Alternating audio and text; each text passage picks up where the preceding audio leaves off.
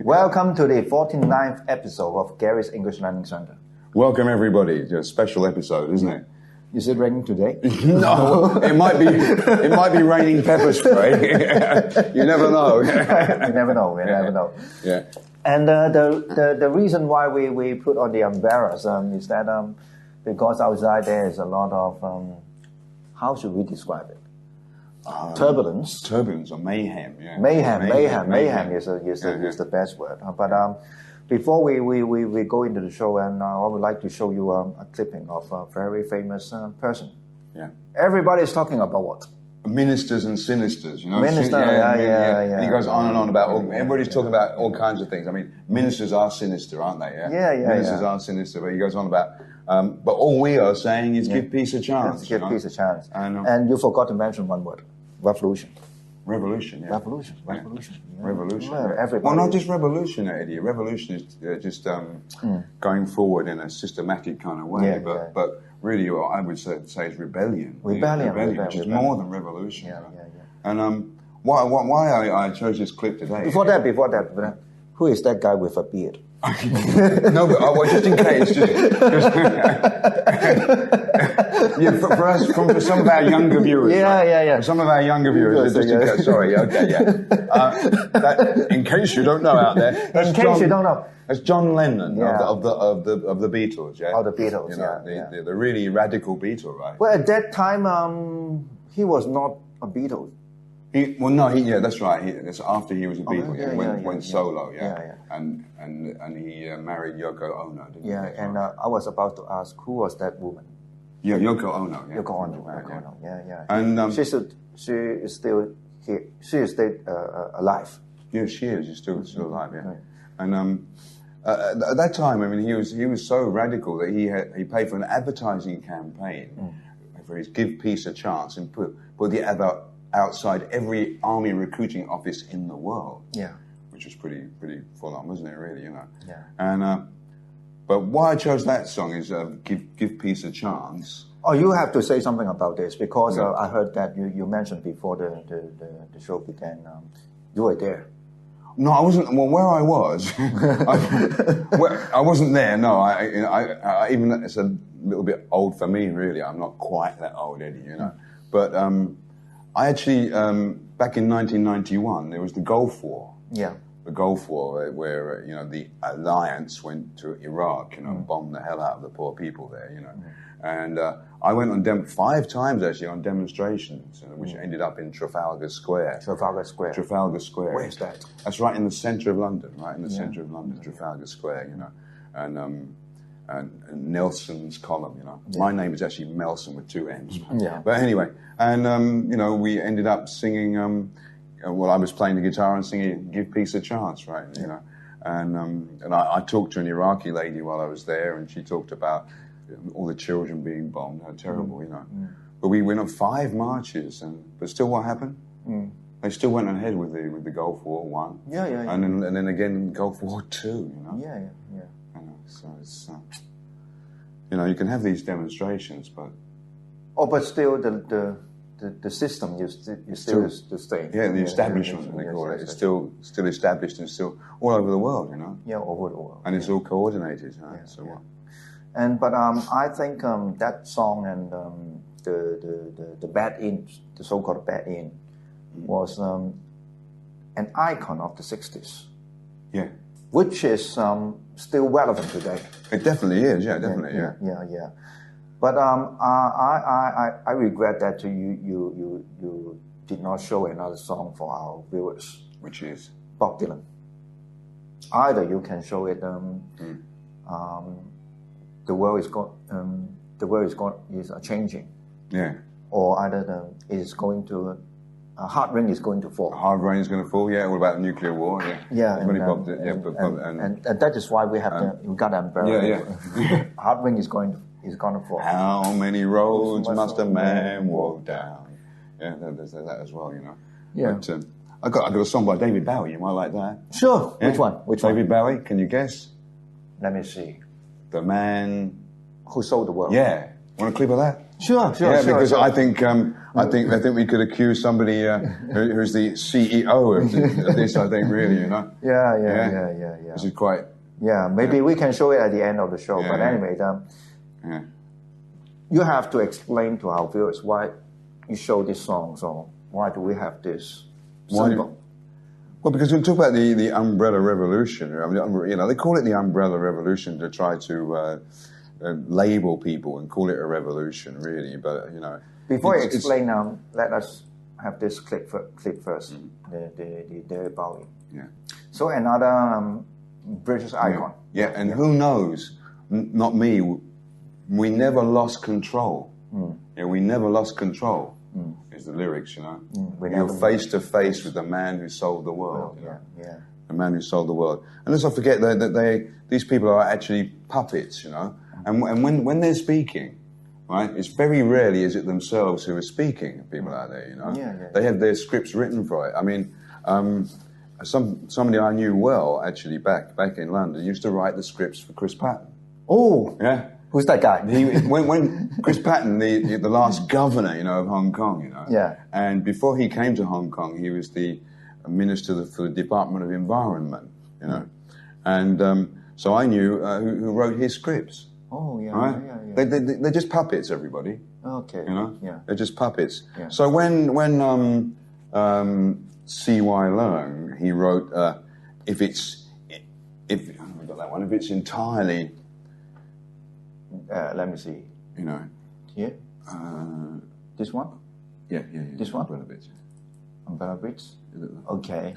Yeah. He wrote, if it's entirely a numbers game and numeric representation, then obviously you'll be talking to half of the people in Hong Kong who earn less than $1,800 a month, 13,964.2 Hong Kong dollars, Leung said in comments published by the WSJ, the FT, and INYT, you know, yeah.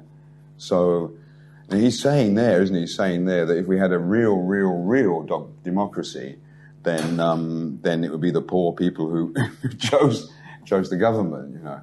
And what I think he just said that just to wind people up, you know. Okay. But it wasn't even him saying it, really. I don't think not even him saying it. That's deliberate, you know. That's deliberate to keep the whole thing going. To tell you the truth, I earn less than $1,100. Well, yeah, I'm in that kind of category, you know. I'm in that category. But Eddie, their whole assumption is that if you earn less than that money, then you're too stupid to make a decision. Well. Let's see. That's their assumption, isn't it? Really, you know. Yeah. And also they want to wind people up. Yeah. And I think they want to keep the whole argument into who should choose the CEO, for one thing, right? Yeah. When I think it should be a wider thing than that, really. I mean, I think one of the big problems here is the function of constituency. Of course. You know? Of course. Because when there was when they tried to have his 50 million Hong Kong dollar payment investigated, they closed ranks. The functional constituency members, they closed ranks and voted it down, didn't they? Oh, remember one saying. For the rich, by the rich, of the rich. Of the rich, yeah. And the rich get richer, don't they? Yeah, you know. But that's one thing that should be done. But they try and confine the argument, you see. They try and confine the argument. Yeah. And also they try and confine another argument just to keep it on whether the road should be occupied or not occupied. What do you think about this? Well, I thought that actually a few weeks ago that the Occupy Centre, the students, should have moved off the roads, and my site would be somewhere between the. You're in the middle of the road. No. I say metaphorically. Yeah. I know what you're saying. I know what you're saying there, Eddie. Really. No, I'm definitely not a middle of the road kind of person. You know, I'm definitely not. You know, I mean, but you know, and don't get me wrong, everybody out there. I'm with the students. I think they have a really great heart. You know, great heart. But I'm trying to be a strategist for them here. Really, you know, if they had have moved, maybe if they still do move. You know, if they move to a place that is not on the road, right? Which is my good place would be between the ferry piers and the Ledgeco kind of thing on the seafront there. Yeah. Right. And then you've taken away the argument away from the government away from Robert Chow and all those creeps, right? Yeah. You know, Creeps. You know, you're taking the argument away from them. You've taken the high moral ground, and what can they say? Then the argument is not about whether you should be on the streets or not. It goes back to what kind of government you want to have. Okay. Right? Before you go on, I ask you one very straightforward question. If the same kind of things happen in England, what will people do? How will people react? Okay, well, back in I was talking about 91 before, but back I think it was in 1981. See, I go back a bit really. There were a lot of disenchanted immigrants, you know, because they were discriminated against from getting jobs, you know, and there were riots in every city in England, you know. The city was on fire, you know. And when I met somebody who came as a tourist, they were, well, I nearly didn't come, you know. But and what people did in England, they smashed and set fire to every shop in the main streets. Remember that song by The Clash? Riots in England. Yeah, that's right. Riots in London. Yeah. London's burning as well. London's burning. Yeah, and it really was, you know. Yeah. It really was, you know. But then again, did it change anything? Nothing. It didn't change anything, and all it did was meant that, okay, some people managed to loot some free televisions or something like that, you know. But it made life more difficult for a few weeks while the shops got repaired and everything like that. But the people sitting in their ivory towers or in their mansions was like, you know, still, you know. So you know, I've seen this kind of thing so many times, you know, and you know, so I think I would actually move camp to have something like a permanent alternative kind of city somewhere, alternative government anyway, kind of thing, you know. Like in Denmark, there's Christianaville, you know, which is a city within a city, you know, in Copenhagen. That's one thing I would do. And another thing, so I have been to Ledgeco, to the public gallery. To the public gallery to watch the government. Yeah. And somebody told me recently they went there a couple of weeks ago about the incinerator. You know, the incinerator. You mentioned that island, I forgot the name. Because Shek Kwu Chau. Shek Kwu Chau. Because right now they are trying to pass that motion in that's right. That's right. You know, and you know, you saw all the Ledgeco members all chummy and pally, whichever side of the fence they were on. You know, all chummy and pally and passing this and passing that, and business as usual. You know, but I think people should be down there in the public gallery. You know. Really, you know, not just, we elect somebody and they take care of the government. We should be watching the government. We should be in Ledgeco. And they're all watching all the people on the streets and they're still getting on with their business as usual, you know. Yeah. So I'm, you know, I'm saying to the students, really change your strategy. You know, because I've just seen people just going on the streets for, like, 81, 91, you name it. I've been there in 91, you know. You know, and all these years I've thought, well, what can we really do? You know? Oh, yeah. But going back to Hong Kong, and I think you are making some very wise political commentary. And the reason that I asked Gary to talk about this in his program is that before that we were trying to teach English. But right now we are trying to teach you current affairs. Yeah, well, you know. Teach may not be the best word, but no. At least we have to, in this program, we have to show our standpoints. Yeah, and you know, and I think, you know, for a different angle, really, you know, and I think, you know, I don't believe in politics, I believe in real chicks. You know, in addressing reality, you know, it's just... It's you know, it's a tough life for people out there, isn't it? Oh, very tough. You know, or somewhat wholesome for a while. Yeah. It's really difficult, you know. It's just crowded, the living conditions, the working conditions, and the price of your daily life is getting harder and harder. It's getting tougher and tougher, isn't it? It really is, you know. And why? You know, because the system is not equitable, is it? You know? Equitable. It's not balanced and even and fair, is it? You know? Not fair. Not fair. The rich are getting richer and the poor are getting poorer, as you say. Yeah. And so, just in case we want to learn some English in this current affairs program, so can we have this statement from the... Yeah, I mean, okay, here's an idiom, we've done a lot of idioms, haven't we? Yeah, sure. And in English we have an expression called, there's a joker. A joker? In a joker in every pack. Oh, every pack of cards, right? Yeah. This is quite a strange joker, right? A joker in every pack of cards, But I would say when it comes to the DAB and the NPP, I think every card is a joker. Every card is a joker. This should be the title of I really can't believe that they can actually say these things. How can you say these things, And somebody who's quite close to home, isn't it? Let me read it. A pro-Beijing lawmaker in Hong Kong has claimed that umbrellas carried by the territory's pro-democracy protesters are more dangerous than the tear gas and the pepper spray used against them. Come on, man. Let me show you. I can do this.粱锦祥told bemused colleagues today that the evidence was there in classic Hong Kung kung fu movies where the hero used an umbrella to fight the villain. It is basic common sense. That an umbrella can be an aggressive weapon, but many lawmakers are just completely ignorant about history. Leung lamented. Pro-democracy protesters, now in their third week of occupying main roads around Hong Kong, have become famous for their umbrellas.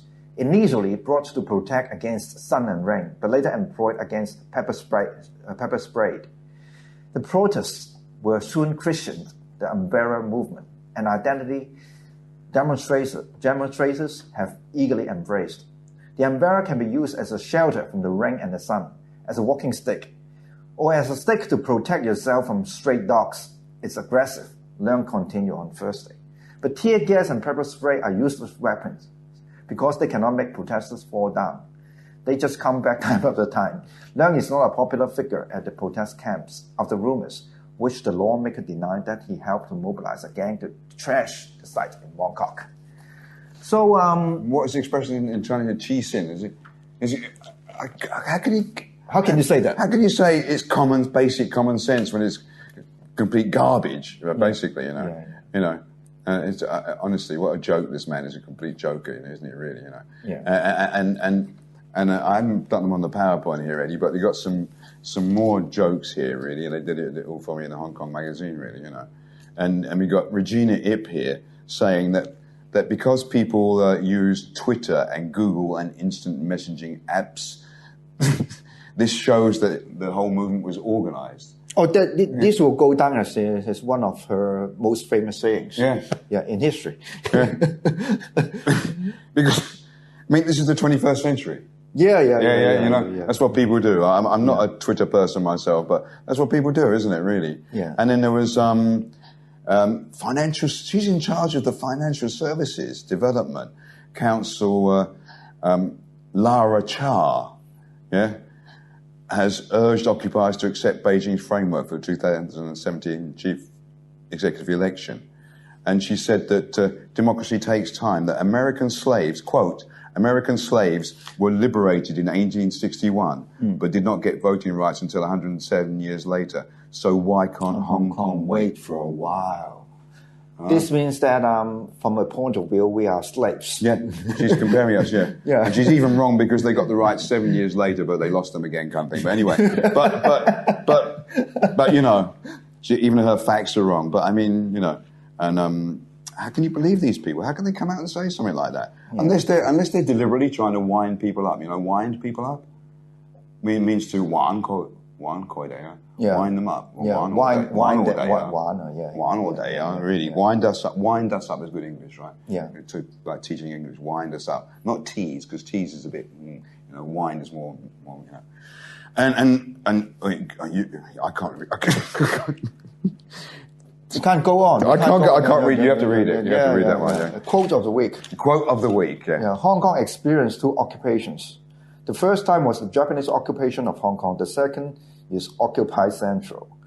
Said by Robert Chow, leader of an anti-Occupy group, the Alliance for Peace and Democracy compares the current civil disobedience movement to the 3 years and 8 months of Japanese occupation during World War II.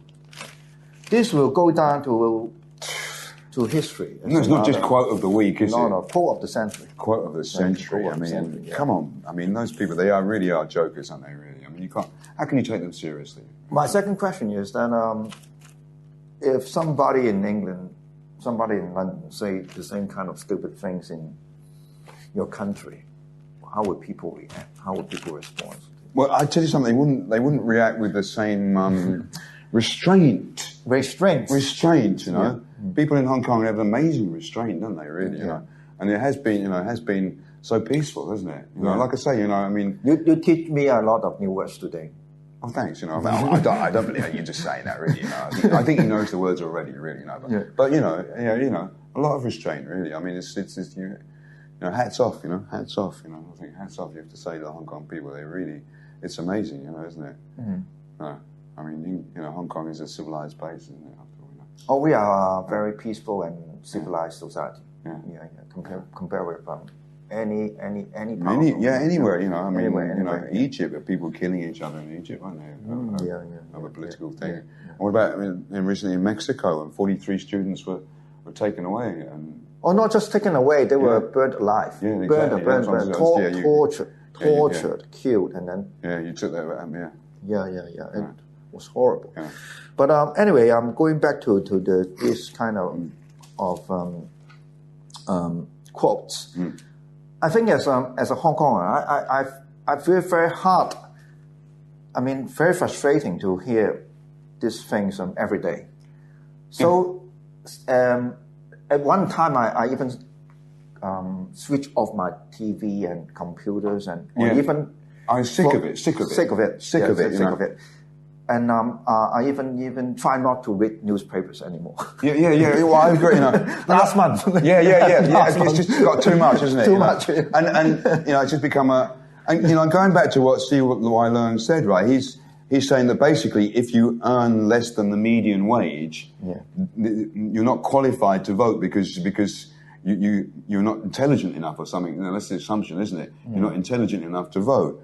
But then people like this are in control. You know, people that are like this are in control of this territory, right? Yeah. I was going to say this country. Yeah. This territory, right? You know. Or you can say this country. It doesn't matter to me. Oh, okay. It is in a way, isn't it? You know. Yeah. You know. And so the last questions. Yeah. What are we going to do about it? Well, like I say, I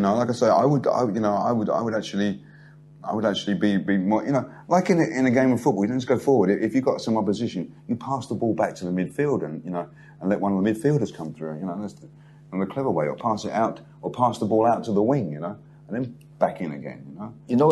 Don't just stuck there. Don't just stuck there. Yeah, don't just stuck there. Be a bit more flexible in that way. Yeah. And also, you know, those students out there, go there and I can't remember the name. There's a guy in England as well. Go there, go to LegCo, go and watch the government. Yeah. You know? And if you're not happy about something, write to your LegCo member. You should do more than that. My answer to that question will be rather surprising. I would say learn better English. The reason why we have to learn better English is that you have to let people outside of Hong Kong know what is going on here. That's true as well, yeah. And the most effective way, and I would say the only way to do this is to communicate in English and to say to report the whole situation in English. Yeah. Because if you report this in Chinese or in Cantonese, not too many people. No, of course not. No. Yeah. Then that is why I asked Gary to do this show. Yeah, it's good to have the support of the international community. Yeah. Because even those people outside of England or America, they have to learn news by reading English. So we have some witnesses. Yeah. Sure, a lot of them. Yeah, witnesses. I am one of them. Yeah. Because I was there when they used the tear gas. And to tell you one more thing, actually I saw some policemen holding guns. I mean, shotguns in front of me. And some of them even raised their guns, pointing to people. Yeah, and then it's easy to pull the trigger, isn't it? Yeah, pull the trigger. And then what happened, Yeah. We learned a lot of words today, and especially this one. I have to pinpoint this to the readers. One little songs. No, I say Christian. Christened, yeah. Christian doesn't mean Christianity. Name. Yeah, they just use that as a bit loosely, name. really. Yeah, Christian, the first thing. What about one or two little songs I bought? Yeah. Because these are. What else have you done? We got Police and Thieves. You were just talking about the police. Yeah. Very good songs, but I have never heard of them before. No. Well, there's a conspiracy about reggae in Hong Kong. They said in the 70s or the 80s, the music industry tried to forbid to import this song. I'm not surprised because it's deeply radical, Yeah. He said that God made every man to rule their own destiny, to be a free man. Yeah. You don't want that, Yeah. Black people have suffered more than anybody, and still do, And reggae is from Jamaica? Reggae itself is from Jamaica, yeah. Jamaica, yeah. Origin is, but it's spread out, it's spread out from there, Yeah. And do we have another song? No, that's about it. Yeah. Famous. Well, that's just the joke. It's joke video, yeah. But joke. Just a joke video. Right? Yeah. So, while we are doing the show, the Occupy movement is still on. Yeah.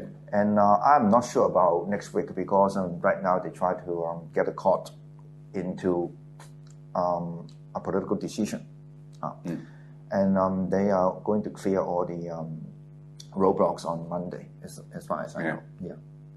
So, like I say, I wish some people would listen to my strategy.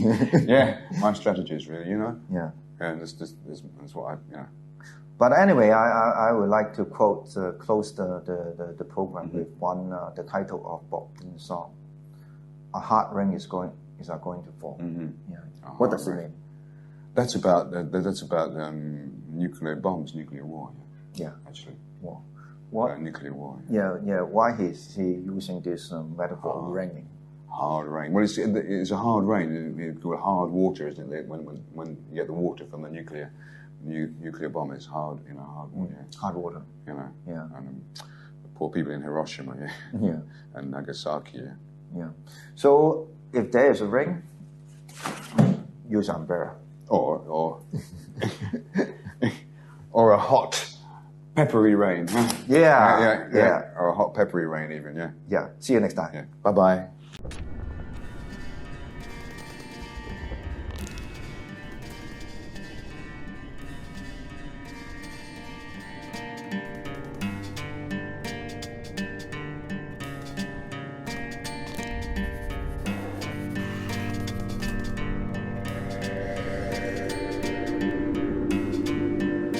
What?